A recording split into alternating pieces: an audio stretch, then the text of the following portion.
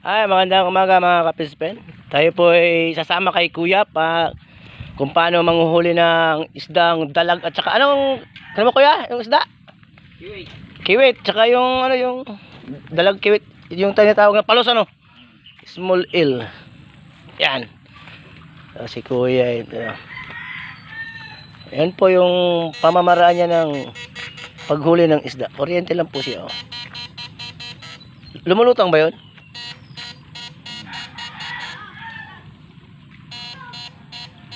Yan lang po, kuryente lang. Ayun, hanakbo. Wala ba? Para ba? Susunod. Kiwit.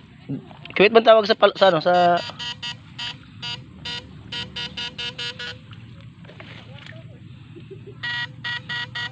lakas ng kuryente Ay, pag nahuli may lumalabas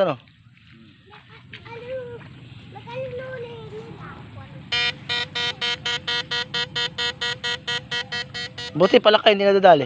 Nasa taas eh. Pag sa tubig lang.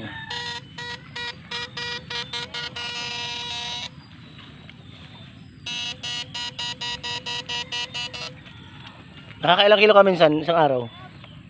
4 na kilo. 4 na kilo? Ayos Ay magkano ang kilo? 150. Lakas ng kuryente yan. Daan dito. Ayun Daan pala ka. palaka ba yun? Pala ko igat na palaka.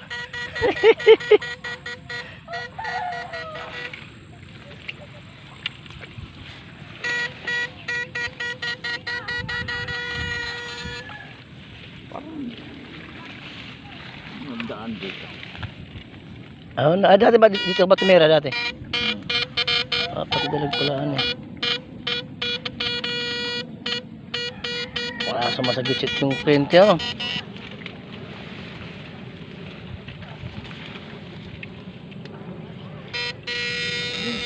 Meron ba?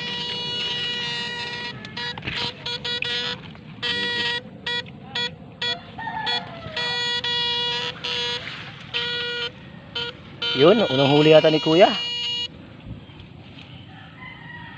Dinudukot mo lang. Ayun,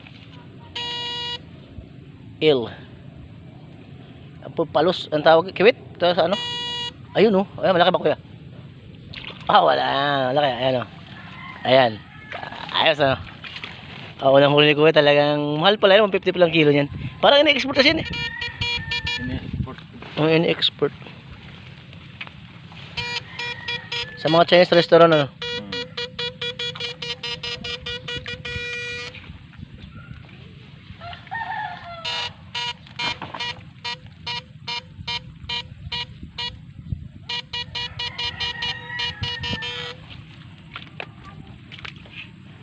Pag ito mga ang dali pala baka.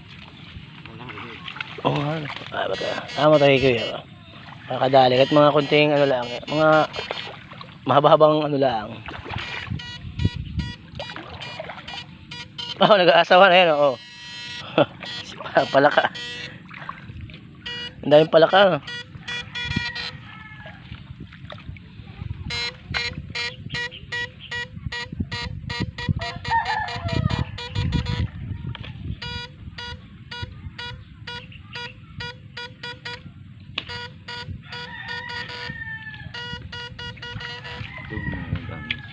sa loob.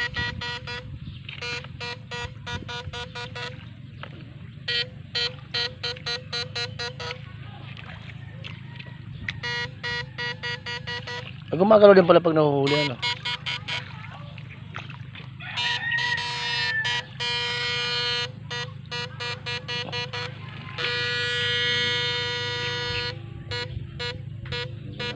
lakas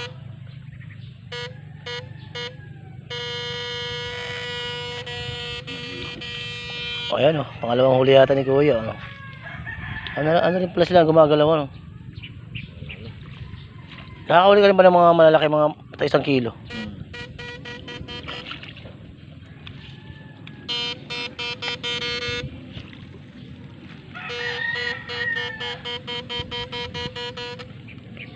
Siguro ahas zero, patay din ng mga ahas ano. Hmm.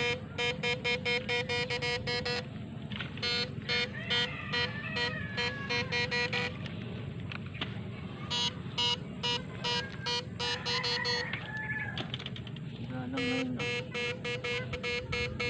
Ay, nakaraan, mga ilang linggo ba nakaraan? Ayan po ang gamit po nyo, ayan po. Ayan po yung tawag na kuryente. Ayan. Ay, yung mga bubog dito.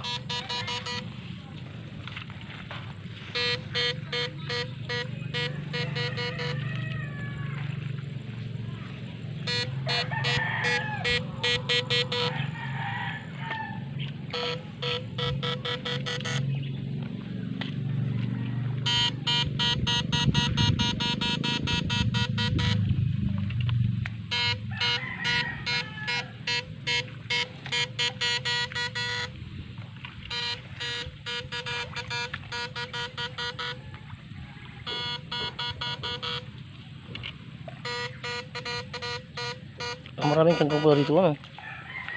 Kangkong.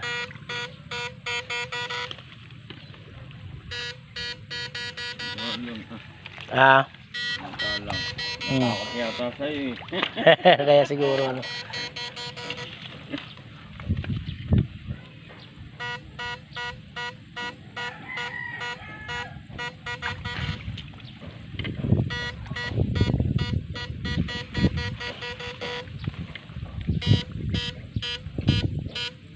Sumasakit ang pa ako.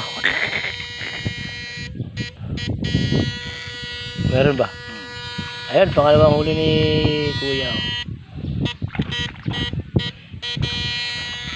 Gumagamit po siya ng battery.